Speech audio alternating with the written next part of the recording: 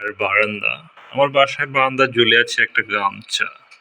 সাথে আছে কিছু মরিচের গাছ, কিন্তু মরিচের গাছগুলো খুবই দুর্বল।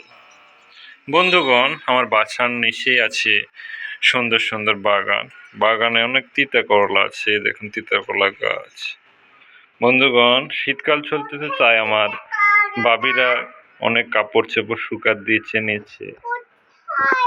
এরপর আছে মনোরম দৃশ্য, আছে একটা তাল গাছ, সাথে বারান্দা আছে আমার একটা ফুটফুটে কন্যা সন্তান।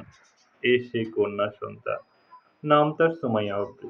সুমাইয়া আবরি সবাইকে কেমন আছে জিজ্ঞেস করো এবং হাই দিয়ে দাও প্লিজ। মা এদিকে তাকাও। সে এখন মুডে আছে, কথা বলবে না, তার বিভিন্ন সময় বিভিন্ন রকমের মুড সুইং হয়। এটা একটা রাস্তা, রাস্তা দিয়ে গাড়ি অনেক মানুষ চলাফেরা করে। অবশ্যই আপনার এটা জানার কথা। ধন্যবাদ, সবাই ভালো থাকবেন।